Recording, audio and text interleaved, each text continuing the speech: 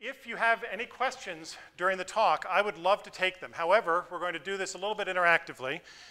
For those of you who have any sort of internet-connected device, smartphone, iPad, whatever, if you have questions during the talk, please email them to me at asksiddean@umich.edu. Or if you happen to be on Twitter, you can tweet them to #Q-UMSI. So if you've got a smartphone, tablet, or anything, please pull it out in case you have questions. They're going to be displayed on the screen here, and I'll be able to take the questions off the screen. I'm going to take the questions at the end, but that way you won't have to forget about them, and you also get a sense of what it's like to be in classrooms these days.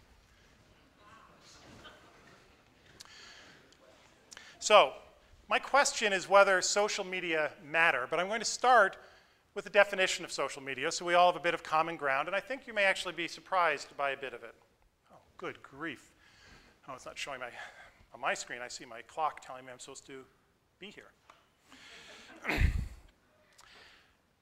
Social media are platforms and channels where people share content and interact with each other online.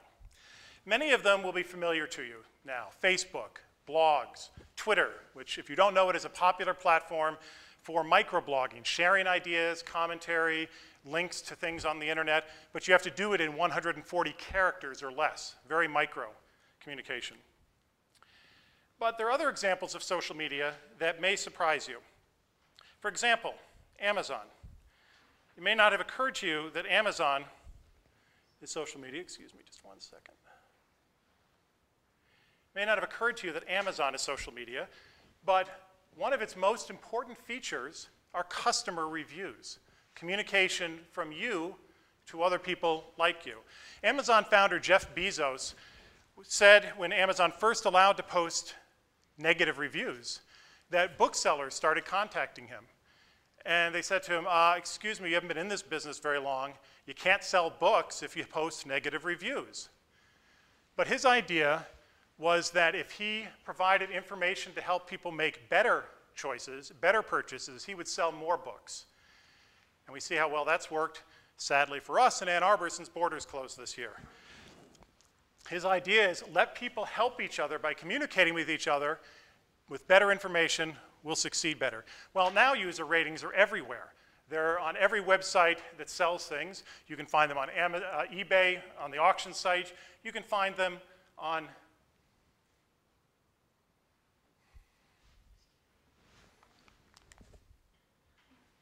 well, I've lost communications here with my own machine. This is not good. So I'm going to pop out for a second and come back in.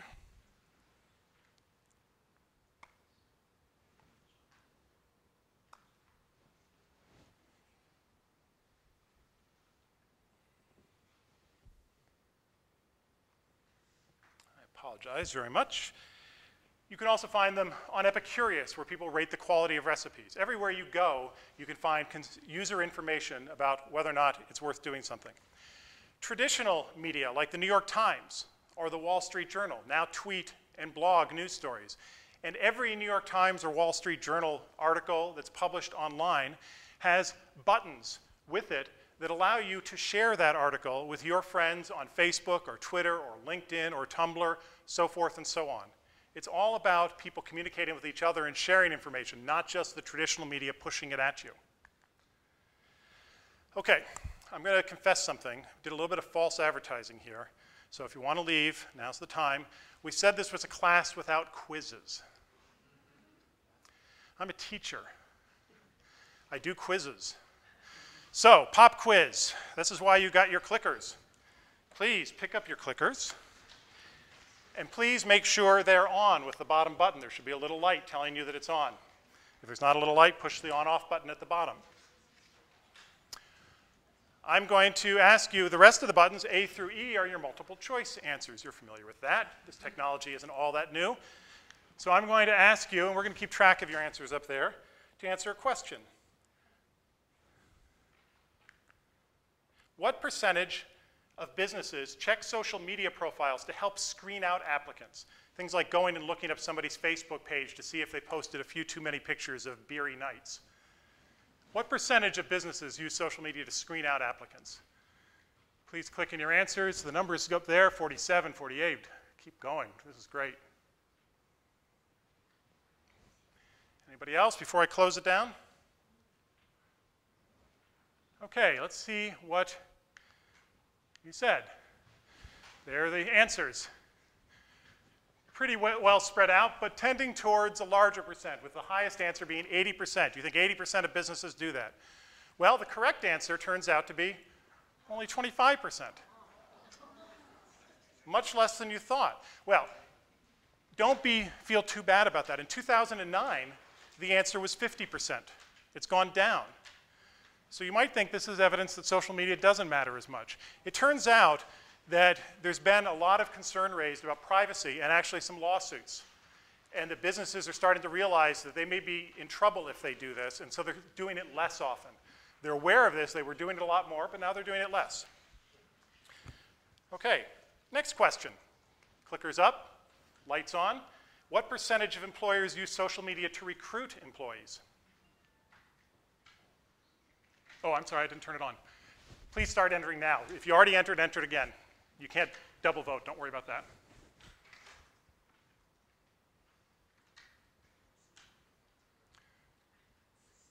And because I didn't turn off the graph, you can even see what your neighbors are doing, and so you can, if you're a late voter, you can get that. Anybody else?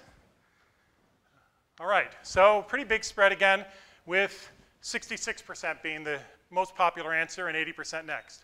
Well, the correct answer is 80%, and in fact, that's a little bit out of date, and the forecast was another 9% of employers said they were going to start doing it this year. So it's probably about 90% of employers now use social media to try to find new employees.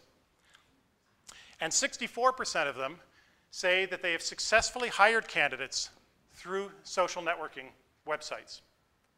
Okay, so social media show up everywhere, from hiring to getting advice on buying a car to selecting dinner recipes. It's not just Facebook, it's not just blogging, it's really everywhere. But that doesn't answer my question. The question today, do social media matter? Are they important in some way? Well, one way in which they are becoming crucially important is in health. In 1996, at age 45, with 2 young children and hoping to have a third, Andrew Shore received a death sentence. He was diagnosed with a rare and incurable form of leukemia, and his doctors recommended he start immediate chemotherapy to slow the progress of the disease. Andrew Shore, who is still alive today, believes that if it weren't for a specialist he found through social media, he wouldn't be alive today. After being diagnosed, he went online, and he found a community of other people with the same disease. It's rare, but there are a number of people, and he was able to find them online through social media. As he began to interact with them, one name kept coming up, Dr. Michael Keating in Texas.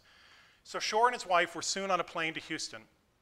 Keating advised him to do nothing until the disease started to progress, which it didn't do for about 4 years.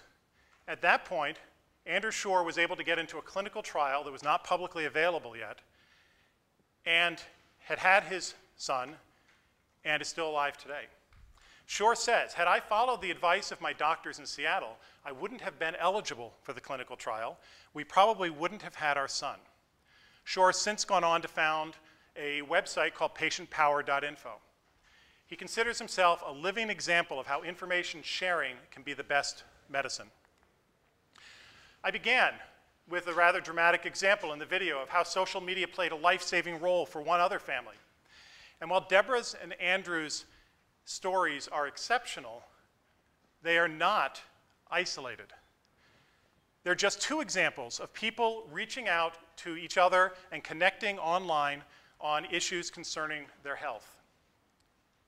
These days, almost the first thing a patient does after receiving a serious diagnosis, particularly for a disease they're not familiar with, is go online. And shortly after they read the information about that condition in Wikipedia or WebMD, the next thing they do is they start finding other people who have the same disease. They start connecting with others to learn what's coming, what can I expect, am I getting good treatment, who are the experts in the field. Now, of course, not all online sources are equally reliable for something like health. But as Shore puts it, the internet can help you know which way the wind is blowing, what's new, who the experts are, and where to go for help. It provides you amazing information resources, but particularly that person-to-person connection of people like you who have similar experiences and have already obtained information and knowledge about your condition. Bradley Horowitz is a member of the School of Information's External Advisory Board, and he's a graduate of this university. He's one of the creators of Google+, Google's new foray into the social networking arena. It's a product they released just this summer, directly in competition with Facebook. Bradley tells us that one of the more popular features of Google+ is something they call Hangouts, a sort of informal gathering place where people can interact with each other in video, using the cameras on their laptops or their webcams at home. Up to 10 people can simultaneously be in a shared video conference chatting with each other from all over the world. According to Bradley, one of the more unusual uses of Hangouts, and remember, this is a product that was just released this summer, was a rural surgeon in Kentucky who went onto Google+ to find some doctors who could advise him, set up a Hangout, and while participating in that online video conference in the operating room, performed a complicated orthopedic surgery with the advice of doctors in Chicago from whom he needed help. The world's leading health services are embracing social. This is not us against the doctors. This is us with the doctors. How do we share information with our healthcare providers and with each other to have better health? For example, quote, "The Mayo Clinic believes individuals have the right and responsibility to advocate for their own health, and it is our responsibility to help them use social media tools to get the best information, connect with providers and with each other, and inspire healthy choices." The Mayo Clinic maintains an online health community so that its patients can connect with others who have been there.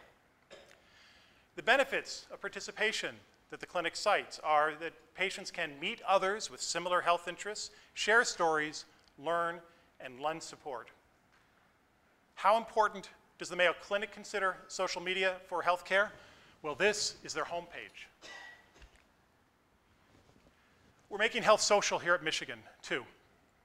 For example, School of Information professor Paul Resnick has worked with a team of doctors to develop social applications that upload pedometer data to the internet for diabetics who form support groups with other diabetics, share their walking goals and their progress, their diet tips, and lots of emotional support. Resnick and his team have shown that diabetics who participate online stay in the exercise program longer. They make more progress towards their goals, and they walk more per day. Indeed, the School of Information and the University School of Public Health have just started a new master's degree in health informatics. It's the first in the nation that emphasizes consumer health. We're focusing in particular on the use of social media to improve consumer health information, motivation, health behavior, and treatment compliance. Please come on down, join us. There are a number of seats here, some seats here.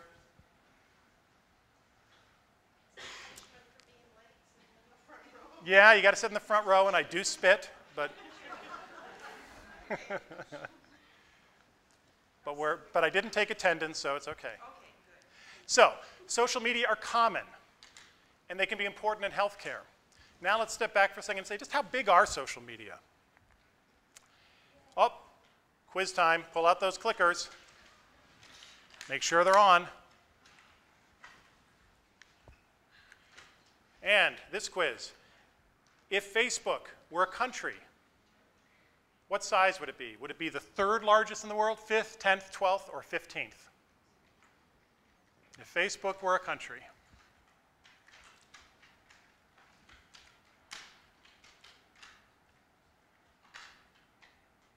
Okay, let's see what you think.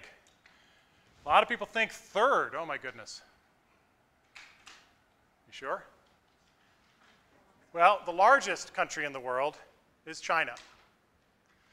The 2nd largest country in the world is India. And sure enough, Facebook, if it were a country, would be the third largest country in the world with 800 million active participants. The next question, what's the most visited internet site in the US today? Sorry, I've got to stop this and then start it again. Start clicking in. What's the most visited internet site in the US?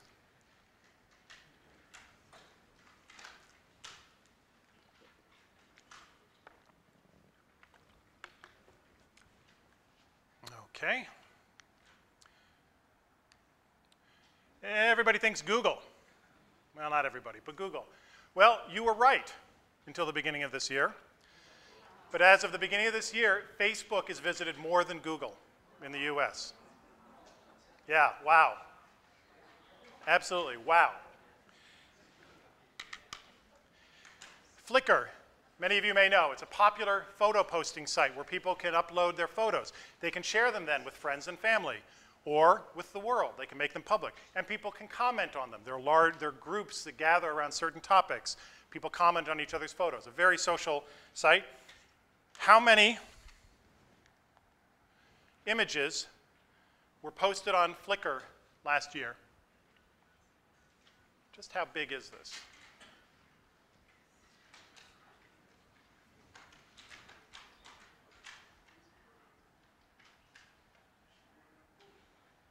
Some of you are getting tired.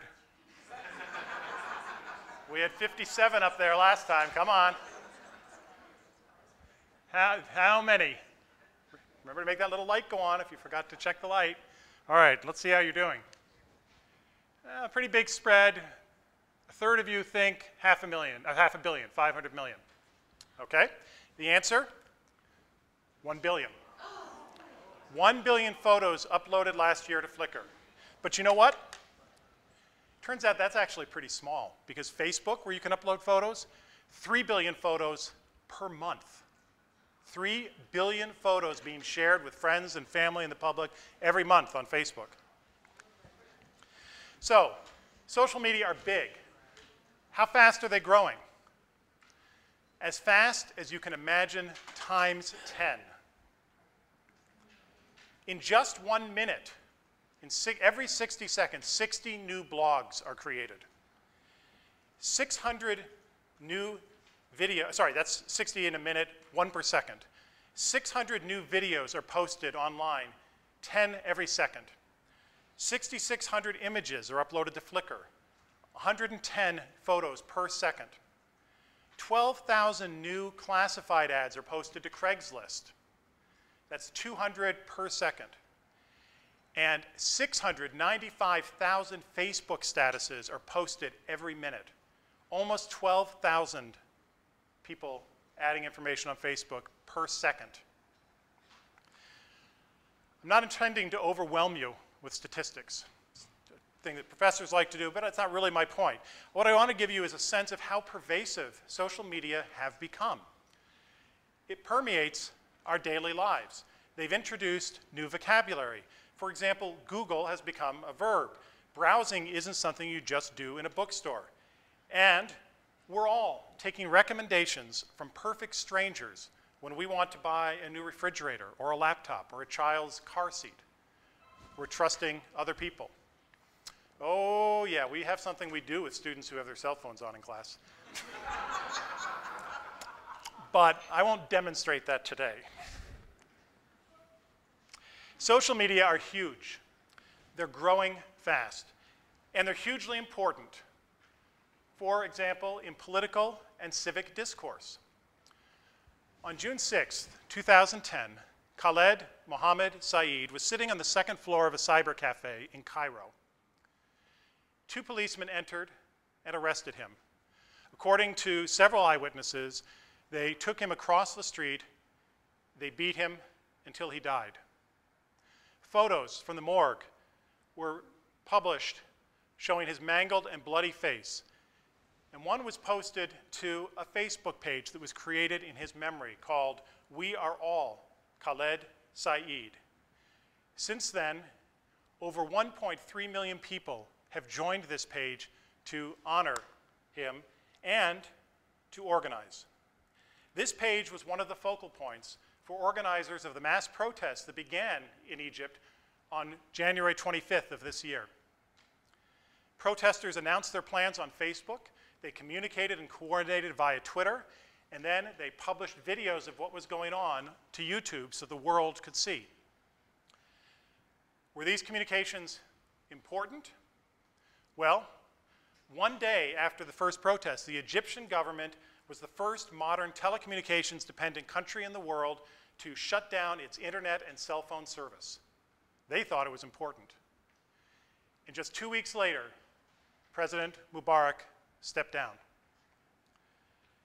Libya, Yemen, Bahrain all have shut down internet access for a day or more during the Arab Spring uprisings. Syria banned Facebook for 4 years until February of this past year, and then within 3 months it started cracking down on the use of Facebook and the internet by protesters. Now, Facebook didn't occupy Tahrir Square. People did. Twitter didn't cause Muammar Gaddafi to abandon his government and rule in Libya. But the social media greatly enabled these people to support these popular Arab Spring uprisings. They helped oppressed people connect, coordinate, and communicate in a way that hasn't ever been seen before, in a time frame faster than anybody has ever seen before. So it's fitting that last Friday at 7:24 a.m., NATO Commander Admiral James Stavridis announced his intent to end the war in Libya. And he announced it on his Facebook page. NATO Commander. One more way of underscoring the value of this medium in getting information out to wide groups of people around the world. So let's think about how much social media matter to political discourse. And let's focus for a moment on free speech, something held dear in this country and something very critical to civic discourse. I'm going to show you a quote, and I want you to click in whether you agree or disagree. When people are talking using social media for violence, we need to stop them. It would be right to stop people communicating via these websites and services when we know they are plotting violence, disorder, and criminality. Do you agree or disagree that it would be right to stop people from using social media when they're organizing for violence? Agree or disagree?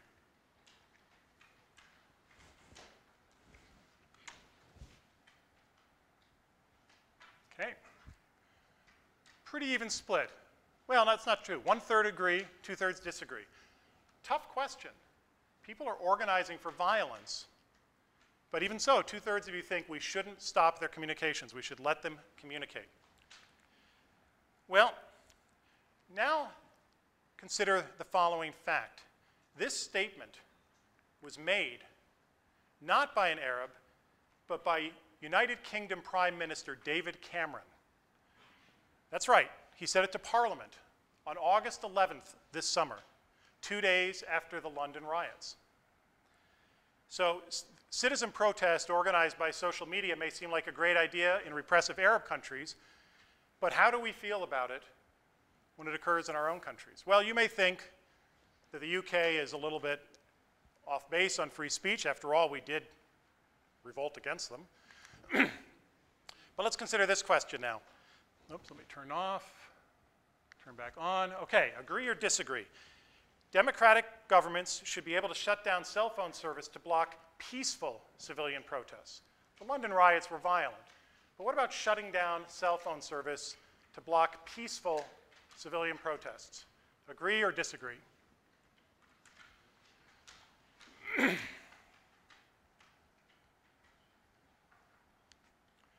Okay, pretty strong feelings there. We shouldn't be shutting down social media. We shouldn't shut down cell phone service often being a way to connect to the internet in order to stop peaceful protests.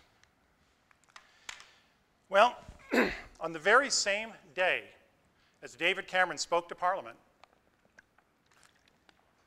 August 11th this summer, the San Francisco BART, the public transit system, let me emphasize, San Francisco arguably the most liberal city in this country, the San Francisco BART shut down cell phone service for several hours in at least 4 stations to prevent public demonstrators from using the internet to communicate this summer.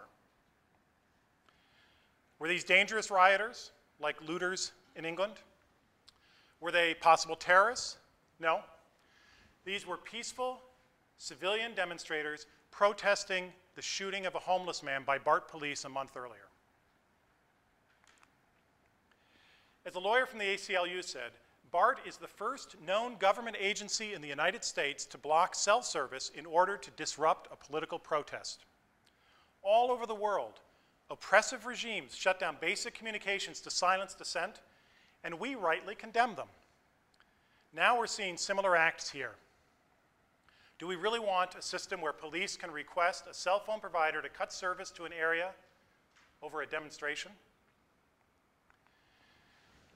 Well, maybe the role of social media in civic discourse is complicated. Maybe you agree with the BART or with Prime Minister Cameron. Most of you don't, but a number of you did, at least with Cameron. What I think is clear is that social media are hugely important in political and civic discourse already, and they're going to be more so as time goes forward. So, social media are big. They're growing rapidly. Everything is becoming social. They're important in healthcare. They're important in civic and political discourse. But are they just a fad? Many of us ask, won't people get tired of Facebook? Do people really want to find out what I had for dinner? Well, social media are not a fad because they are the natural, unavoidable result of the convergence of human nature and technological opportunity. Through history, whenever possible, a new technology has been used to communicate. Fire served as telecommunications for early military. Pottery got turned into clay tablets for the first known writing in civilization. In 37 AD, Emperor Tiberius used mirrors to communicate. Galileo's telescope for looking at the stars led to the camera and photography for sharing information with each other. The steam engine, of all things, was used to create lithography and later the printing press. Electricity. Some of Thomas Edison's most important applications were the phonograph, stock ticker, motion pictures, two-way telegraph, communications. And let's not forget Bell's telephone or Marconi's radio. Computers were developed to do arithmetic and tabulate, but they led to email, mobile phones, texting, video chat, and conferencing for the masses. Traditional media include, say, the telegram, the letter. Remember the letter? Do your kids remember the letter? And now email. We humans want to share what's happening with our friends and family. Does anybody think that email is a passing fad? When we create a new technology of any sort, we try to use it to share information with each other.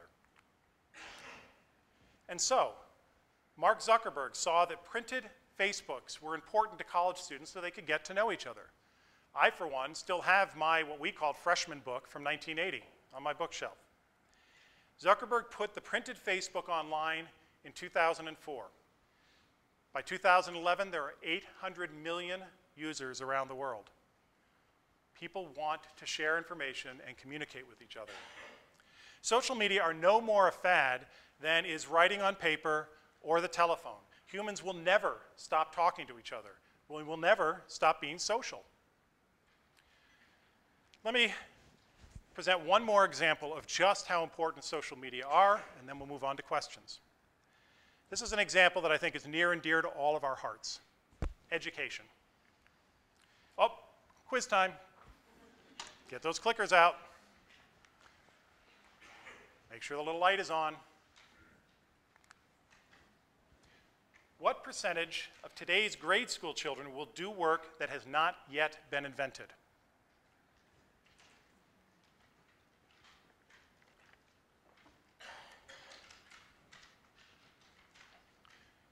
More preparing some fraction of children today in school for jobs that we don't even know are going to exist yet. Okay, what have we got? Pretty big trend there towards the big numbers. 42% of you say 80% of jobs. Well, sure enough, according to a study by Kathy Davidson, the answer is 65%, not quite 80%, but based on historical trends, she calculated that 65% of today's grade school children, we're teaching them for jobs that haven't yet been invented. Next question. When teachers encourage students to use laptops in classrooms like this, and I see several of you are, which I encouraged, to take notes and post questions electronically to the teacher or the TA, are they distracted and less engaged in class, or are they more engaged?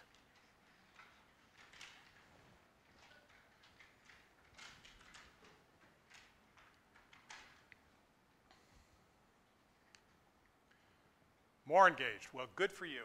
Indeed, at a study here at UM, a randomized study recently done, we found that students felt more engaged and they learned better when they had their laptops in active use in classroom for particular purposes. But nobody was going around stopping them from doing email or Facebook. There was a purpose for it. The students were more engaged as a result. Now, it's probably actually not a surprise to you that information technology is important for 21st century learners. After all, they grew up with it. But what I'm going to tell you is that social media, not just information technology, but social media are going to play a revolutionary role in education. Let me tell you why.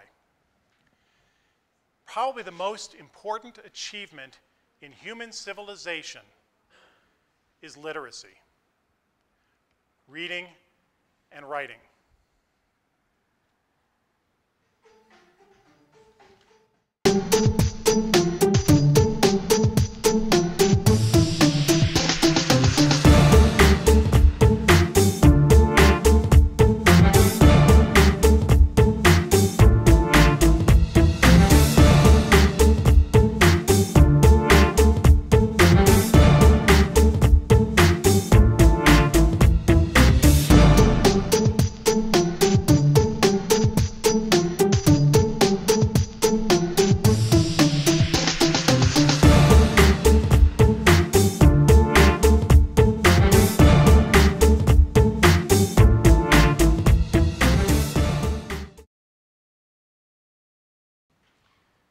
Today in the US, we've achieved nearly universal literacy, as indicated by the blue up there. Worldwide, it's still an educational challenge. We have not achieved universal literacy worldwide. Particularly, you can see Africa and parts of Asia have a long ways to go. However, even in the US, what we primarily teach is reading. It's an accomplishment to get all children to be able to read at grade level. Writing, even through college years, is still a challenge. It took us tens of thousands of years to reach 80% global reading literacy. Now, due to social media, all of this is going to change in the next 10 to 20 years. We're moving from near universal literacy to universal authorship. Universal authorship. This is a revolution. It's already affecting our children, and it will transform education. Universal authorship is everyone writing and producing information objects in public with commentary, reviews, critiques, and collaboration. Remember when you wrote a 5th grade book review, or even a term paper here as a senior at Michigan? Your audience, pretty much one person. Maybe your mom. Your teacher wrote comments on your paper. Maybe you read them. Then you filed the paper, maybe in the recycle bin. If you were in a more technical field, say biology or engineering, you probably didn't even get many comments at all on your writing after your freshman comp class. Now, because of social media, students are not limited to writing a few class assignments a year. Now they can, and they do, write multiple times a day, and they can get feedback from dozens or thousands of readers. Just think, how much more attention would you have paid to your writing if it was being read by your friends? Imagine now writing publicly on the internet and getting comments, critiques, revisions, debates from people around the world, some of them experts on your topic. That's motivation, that's opportunity, that's going to revolutionize learning. It may not be surprising, but research has already verified the impact. Quote, students take real-world writing more seriously when it's done on the web, where it might actually be seen and used. Specifically, online blogs directed at peers exhibit fewer typographical and factual errors, less plagiarism, and generally better and more elegant and persuasive prose than classroom assignments by the same writers, a controlled experiment. It isn't surprising, and it has the advantage of being true. One of the most outstanding revelations of the digital age, even academically reticent students publish work prolifically, subjected to critique, and they improve it on the internet. This goes for everything from political commentary to still photography to satirical videos, all the stuff that parents and teachers habitually think of as distraction. Universal authorship. Today's students think nothing of creating a video on their cell phone and posting it online for their friends and family. They are authoring, they are creating information, they're sharing it for comment and critique. It's as easy and natural for them as breathing to post a video on the internet. Using social media in education is simply using the information tools which millennials, those born after 1982, grew up with. Now, when I say it's easy to create a video and post it to the internet, let me demonstrate. I'm going to ask Dennis to go live to the internet right now. Refresh, Dennis, yeah. And show you something.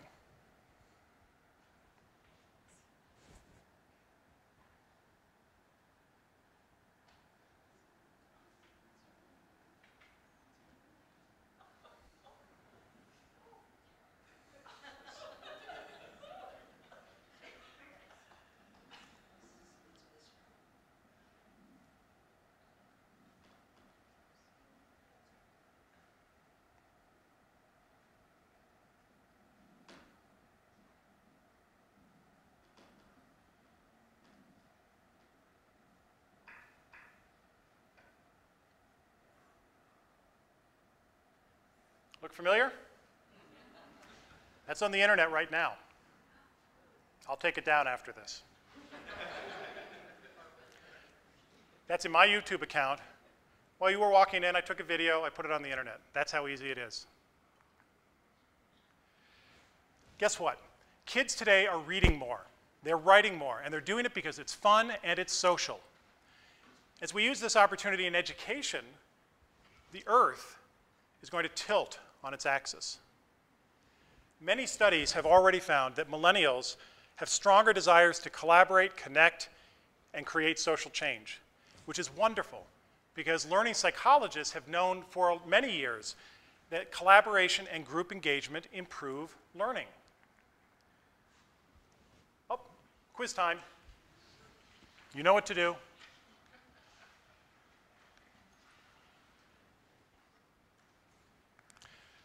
What percentage of incoming students had a Facebook page in 2008? Remember, Facebook was created in 2004. What percent had a Facebook page in 2008? And in 2004, it was only available at Harvard.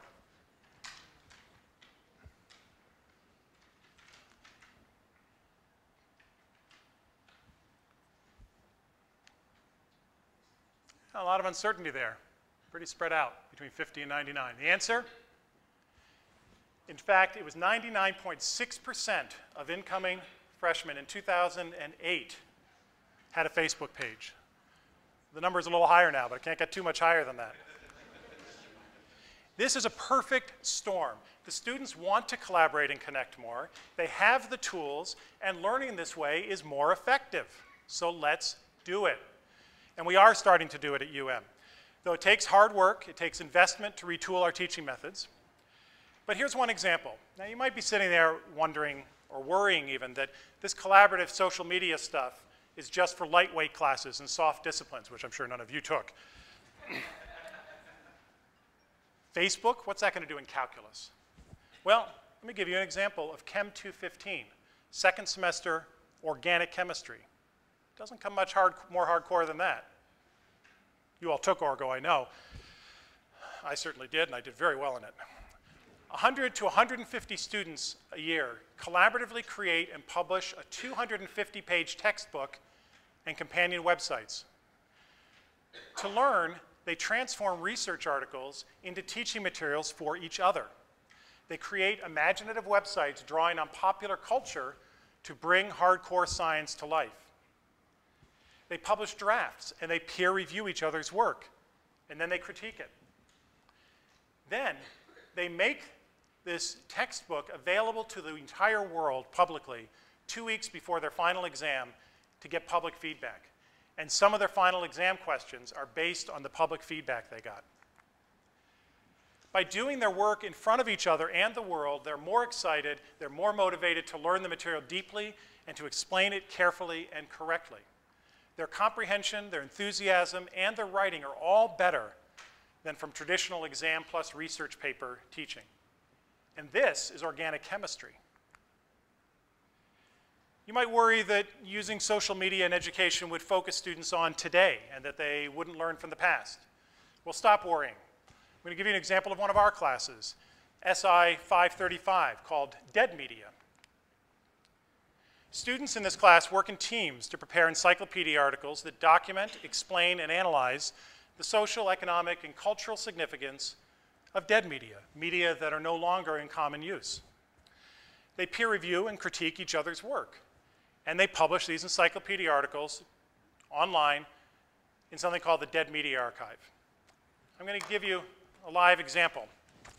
If your eyes are sharp, you'll notice this is actually from NYU. Last year's class was run at NYU. This year's class is being run at Michigan.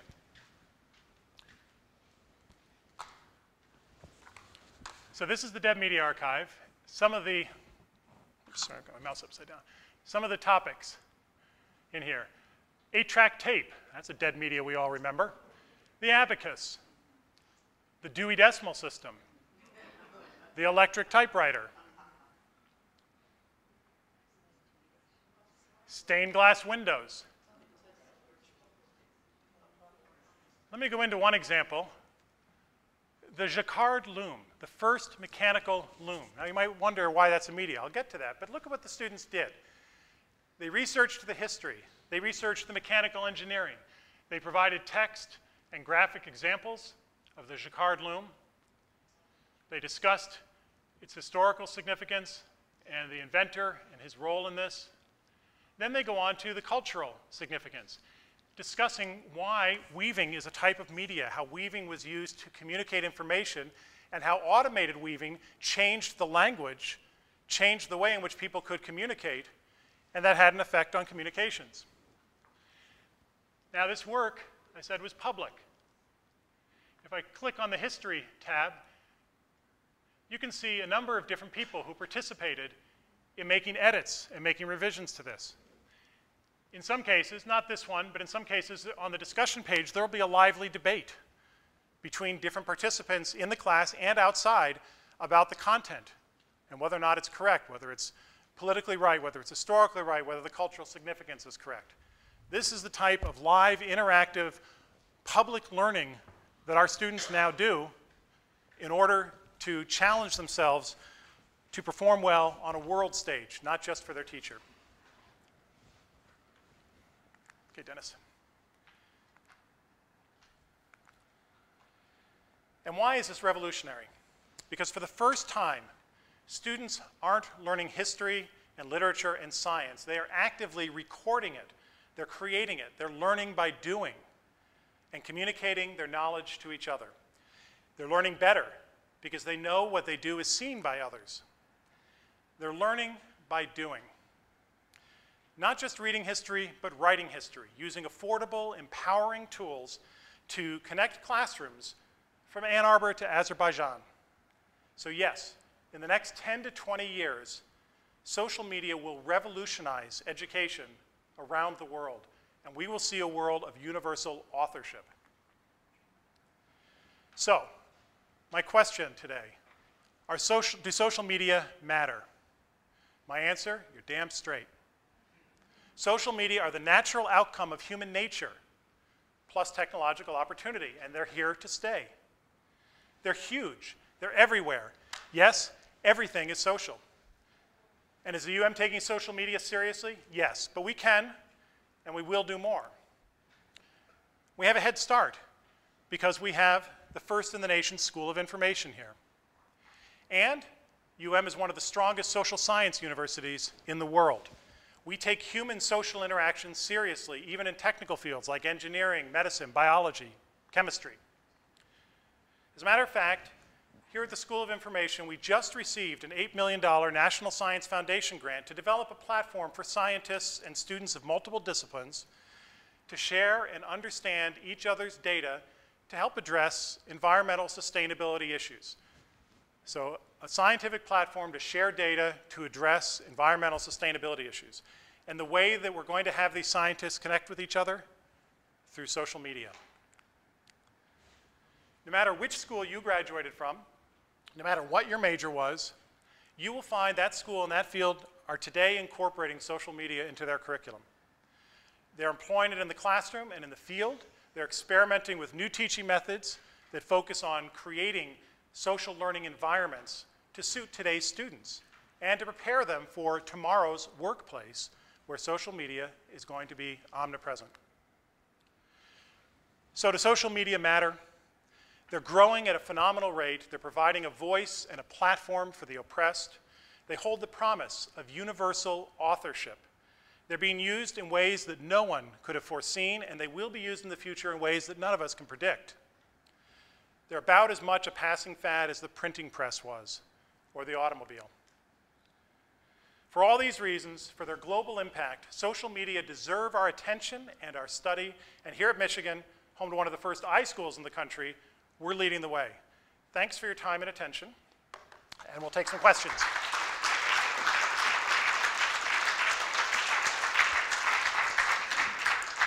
So we have time for questions. Let me start and see what we've got here. Veronica, you want to point me to anything in particular? Okay, so we have a question from Ken Varnum. Where does liability fall when patients follow advice gained through social media sources? Is it different from the real world? Good question. Talked about health and people getting health information from social media.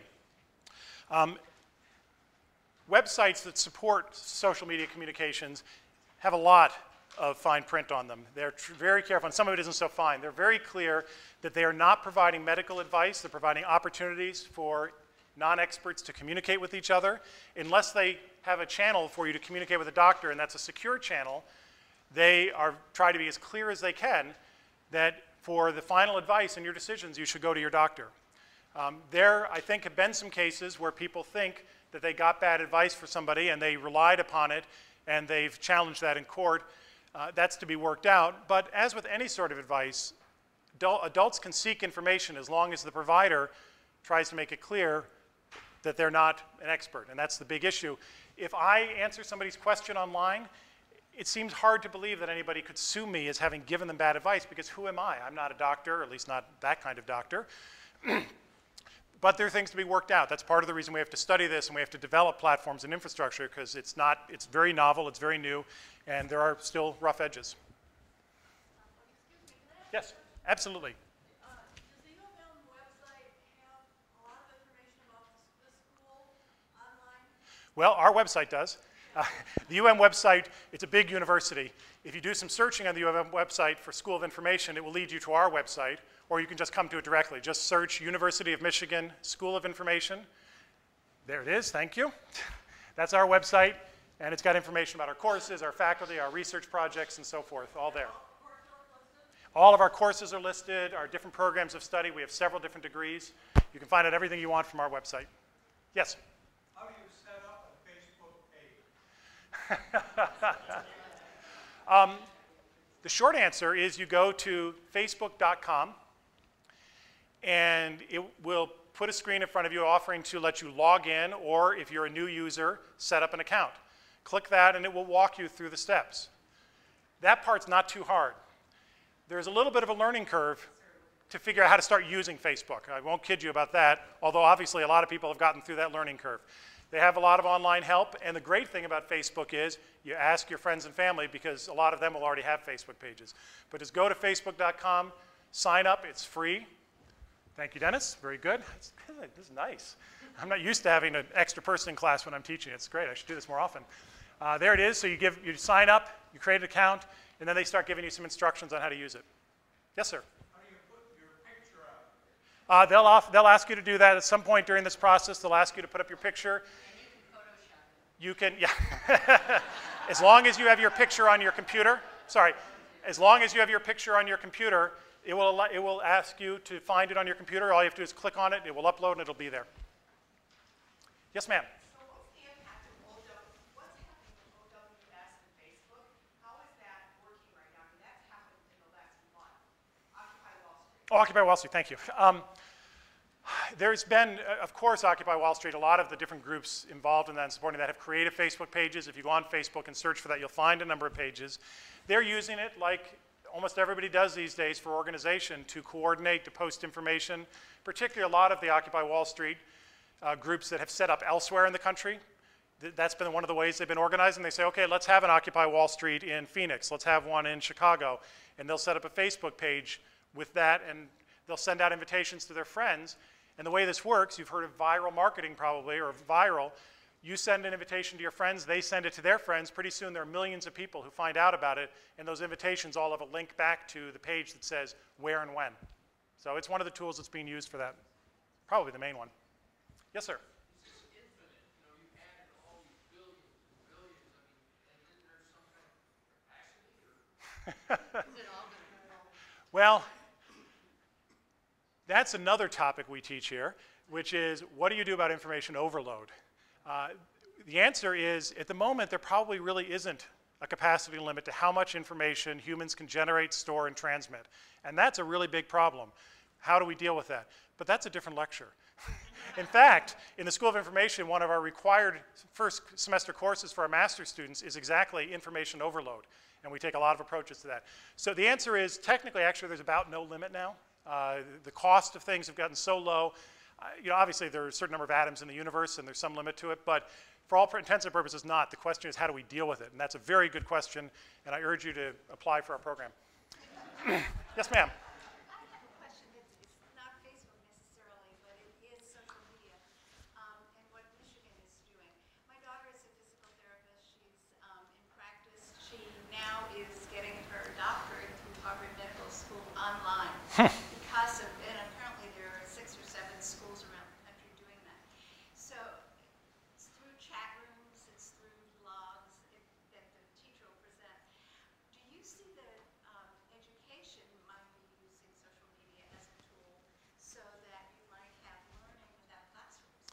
Absolutely. The question is, can we do learning without classrooms using online technology and do good online learning? That is a big hope, and indeed there's a lot of progress in that. The first big push for online learning back in the 90s didn't really go anywhere, and the main reason was that you couldn't replicate the one-on-one experience of interacting with other students in the classroom, with the professor, and other students outside the classroom. Think about how much value you got in your college educations from all those conversations outside the classroom. The new wave of online learning is heavily using social media to try to create that opportunity and replicate that experience. It's obviously going to be a different experience. We like to think, those of us who still teach live, that it's not as good an experience, for at least for certain types of things. But yes, social media are exactly the type of thing that's being used to create chat rooms, to create groups so that people can connect to other students, even if they're scattered across the country. Since people put up questions, let me take at least 1 or 2 more up here. Okay, what are the ethical issues around posting pictures on Facebook without permission, especially with children? Yeah, well, let me give an example. I posted that video of you all to public YouTube, and I felt really bad about that. I meant to post it to my private account, but we hadn't logged in properly at the beginning. So I just put up a video of some of you without your permission, and I do apologize for that, but I am going to delete it. I didn't see anybody do anything embarrassing.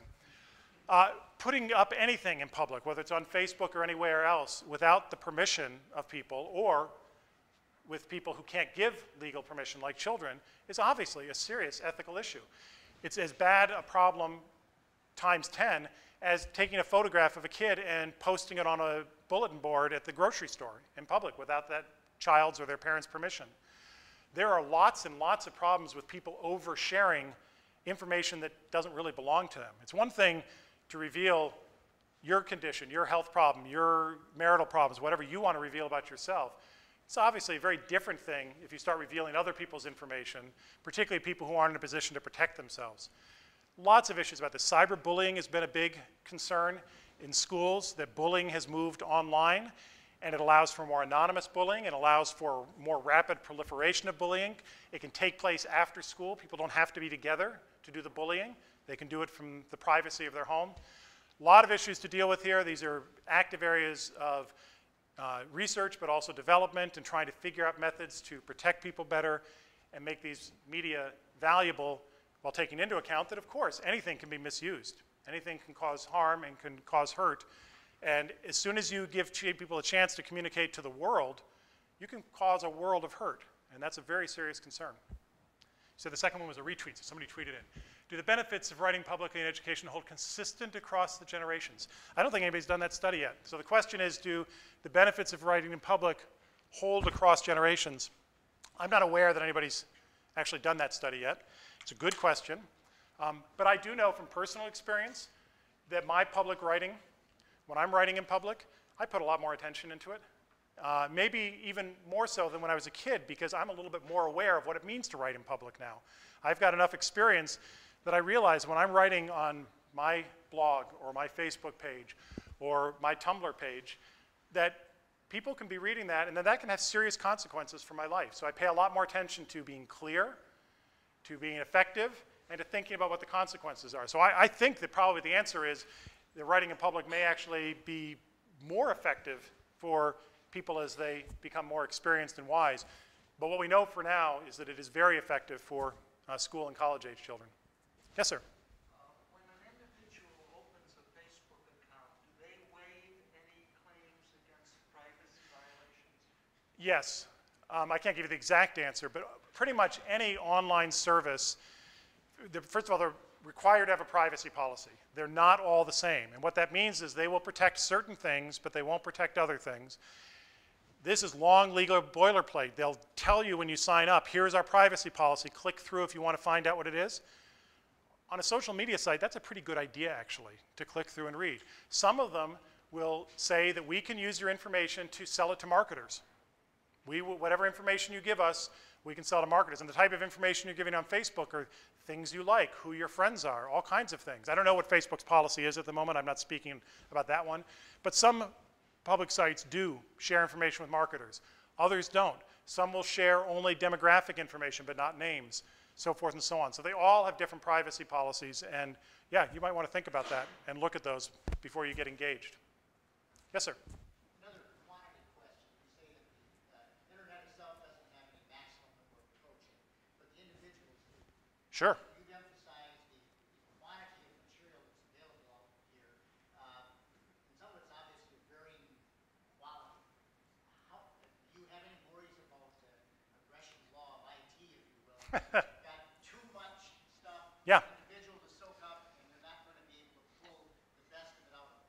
Absolutely. One of the most active and I think important areas of research at the School of Information is information credibility.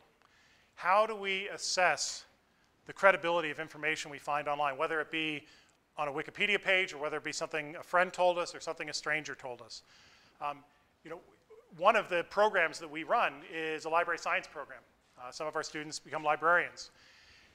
Traditionally, in this country, traditionally meaning for the last 150 years, before that there were different ways, if you wanted information that was reliable, you often went to the library and you relied on the librarian to select that information source that you could trust. And that was how we did it. We used things that experts had selected as trustworthy sources. When you go to Google or when you go to Twitter or Facebook and rely on somebody else to give information, it's hard to know what's trustworthy. So there are various things that have been developed, a lot of them ad hoc. Reputation systems, for instance. On Amazon, book reviews. Now, when somebody writes a book review, other readers of that book review are asked to check how valuable that book review was. So now we've got users contributing to users' information to assess, was this actually a valuable book review? So now I look for the book reviews that have 5-star ratings, and I don't read the other 300 book reviews. You know, there might be a lot. And so I select just the ones that other readers have already said are good. That's imperfect, but that's one way to deal with it. We've got faculty working on automated systems for assessing credibility based on how often that information that's provided is provided elsewhere on sites that are known to be reliable, or is consistently presented in multiple different places and give it a credibility score. Whether or not their use of language, technical language, is precise or not. We can do that with natural language processing. We also have been studying how people make their credibility decisions. How do they decide what to rely on, to try to understand what signals people rely on for credibility, and then we can encourage people to build those signals in to establish credibility. Huge issue, really important. When you've got all that information out there, you can't read it all, and it's hard to know what the good stuff is. Any more up here you want me to take? Was this fun? Getting to ask? Isn't that kind of cool? And a lot of our faculty do this. It's becoming more common to have what we call the back channel. Happens at conferences, happens in classrooms and other settings. One of the things it does is, you know, and all the kids, of course, have a smartphone with them, and maybe not all of you did, but believe me, all the kids do. One of the things it does is the people who are scared to ask questions are more likely to do it this way, particularly if they can do it anonymously. And, you know, anonymously, it's fine. Now, occasionally you have problems. Sometimes people don't just ask questions, they start putting up nasty comments, or they start having discussions between each other while the teacher's trying to teach. So there are problems with this kind of technology. We have to work on this too and figure out ways to make it better. But isn't it wonderful to give the shy kid the chance to ask a question and not be too scared about it, and get them to be able to participate and interact? And gradually, maybe they'll become less shy when the teacher answers their question and they find out, oh, that wasn't a stupid question. The teacher thought it was an okay question, and they'll learn to participate more. Offers wonderful opportunities. Other questions? Yes, sir. Yes, you. Do you use this in your classes for power quizzes as well? To be honest, I haven't taught much the last few years as dean, so I haven't actually used it in classes, but I'm using it more and more in my talks, and a lot of our faculty are using it in classes. And when I go back to regular teaching, I certainly will. It is, you know, another advantage of the clicker. You get instant feedback from the students about whether they have a clue what you're talking about. You know, I asked you questions that I didn't previously lecture on. I was just trying to get you to interact and to get a sense of what you thought was going on before I maybe surprised you. But often we use these quizzes, the teachers use these quizzes, where they're talking about something, and then they do literally a pop quiz to get a sense about whether they were being clear. And if not, they can go back and they can explain it again. So it's a much better way of interacting and getting informed to get a sense. It used to be we had to rely on the question. If one student asked a question, we assumed that some number of you didn't understand. Now we can see with the clicker whether or not there's general understanding, there's widespread misunderstanding, whatever. Yes, ma'am. You asked something earlier in our pop quiz about Flickr.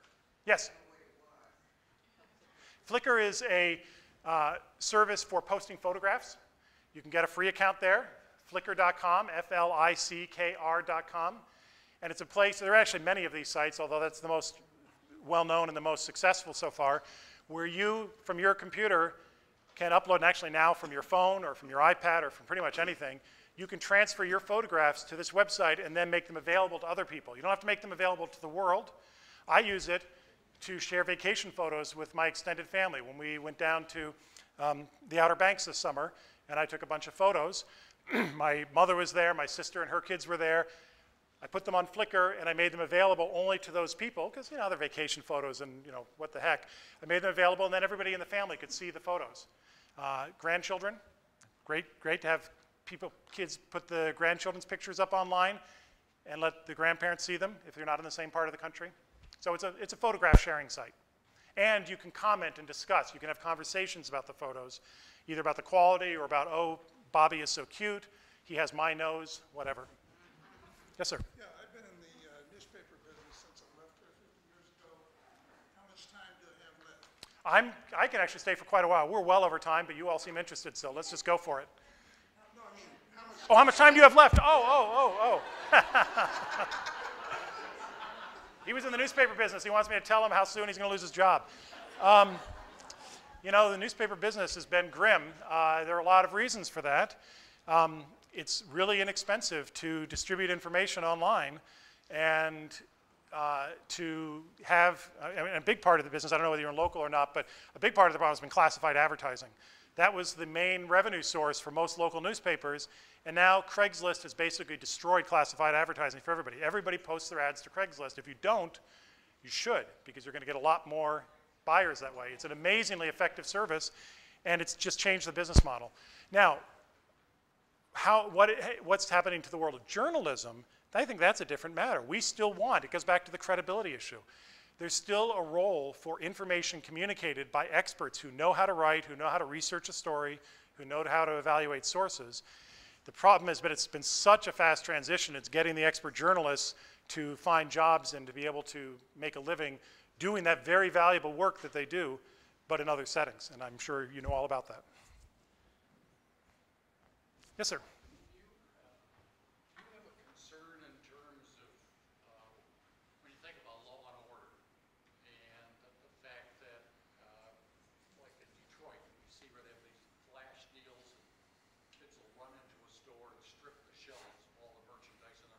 Yeah. The ability to communicate people together for sometimes not for very good things could overwhelm law and order, and where it really could sink into almost an anarchy kind of a thing. Yeah, the question is basically having very fast universal communications, can that cause problems for law and order, lead to anarchy? The example of flash mobs stripping a store clean, for instance, which has happened in a few instances. Yeah, that is a risk. Communications, like pretty much any technology, can be used for good purposes and bad purposes. And as we've seen in the Middle Eastern countries, giving people who were poor and didn't have a way to communicate before a way to communicate and organize, they will communicate and organize, sometimes for things we think are good, like overthrowing oppressive regimes, but sometimes, like the UK looting in London, they were organizing for things we thought weren't so good. That's an issue. The law and order forces are trying to deal with that, I think in some ways ineffectively. I don't think the BART police shutting down the cell phone towers was a very good solution to a peaceful protest, but they are trying to address it. How can they deal with the fact that non-law abiding citizens now have better, cheaper communications? This is not, social media is a new thing. Internet communications, of course, isn't. Email's been with us for 40 years, depending on how you count. And that's been used to support all kinds of illegal activity, and it's been a real challenge. Drug cartels, for instance, offshore money laundering, a lot of that's done through electronic transactions. These are problems. It means we have to keep up with that and deal with maintaining a civil society as well, but I don't think we have any choice. The social media aren't going to go away. People aren't going to stop talking to each other. So those communications are going to be there, and they're going to be easier and faster and cheaper. And we're going to have to figure out ways to deal with the fact that sometimes people will put that to violent or illegal purposes, and we're going to have to find a way to balance the benefits with the costs. Are you personally find it a little scary, or do you just find it? Do I find it a little scary? I find certain things about social media scary. I think the things I find a little bit more scary are the harm that can be caused, often inadvertently, sometimes intentionally, by revealing other people's information. The question that came up earlier. That I find scary because you can cause an awful lot of harm to somebody by revealing some information. There's something in the US known as the perp walk. When we arrest somebody and they get taken out of the police station, they're taken out publicly so the press can photograph them. They've been accused of something, but we have no idea if they're guilty, right? We have a legal system that says innocent until proven guilty, but particularly the press love to put celebrities on their perp walk on the front page. Well, they also put other people, and a lot of those people are innocent, and that has a big effect on them. And now we have perp walks on Facebook, for instance, or on social media generally. It's not all about Facebook. For instance, the published lists of sex offenders. If you are convicted of committing a sex offense crime, those lists are public, and now they're all public on the internet. And some of them are pushed out there so that people know who the sex offenders are who live in their neighborhood. On the one hand, we have a policy that says people should get to know that. They should know if there's sex offenders nearby. Sometimes those people were people who were arrested publicly urinating. Is that really a serious enough crime that we want their crime to be public and published to the world for the rest of their lives? Those are hard questions. Those are really hard questions. Yes, sir. Got any comments on China and its,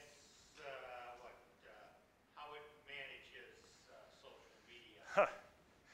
Yeah, China is an interesting case because they're very repressive in terms of information, at least. China has probably exerted more control over internet communications and the content, certainly than any large country. They've been very aggressive about it. Personally, I think it doesn't matter, they're going to lose. You know, you can't repress people's communications very long without losing. That's what history shows us. How long it's going to take before China loosens up, how much harm is going to be caused along the way, how many people are going to die in prison and so forth, I don't know, and it bothers me a lot. I think repressing free speech is terrible. I'm really proud that I live in a country that was built on the principle of free speech. And China is brutally repressing free speech right now, particularly through social media. I think it's really unfortunate, but I think they're going to lose. I don't think you can stop people from talking to each other. And I think they're probably really scared right now looking at the Arab Spring revolts. My guess is that the politicians in China are deeply scared right now.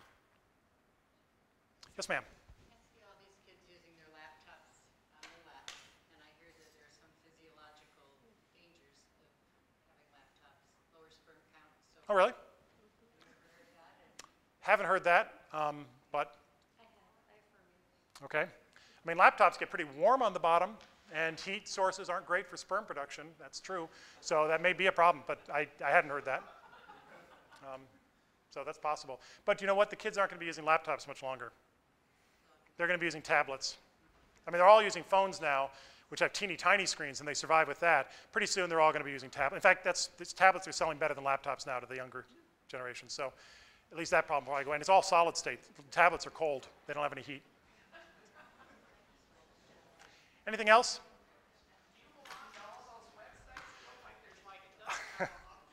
I belong to a lot of websites. I like this stuff. It's also my job. I kind of have to. I try to keep up. It's hard to keep up with the kids, frankly. You know, and it's my job. I'm not so young anymore, but I got to keep up with the kids to do my job well. So, and it's fun. I like it. Okay. Thank you all for coming. Enjoy the rest of homecoming.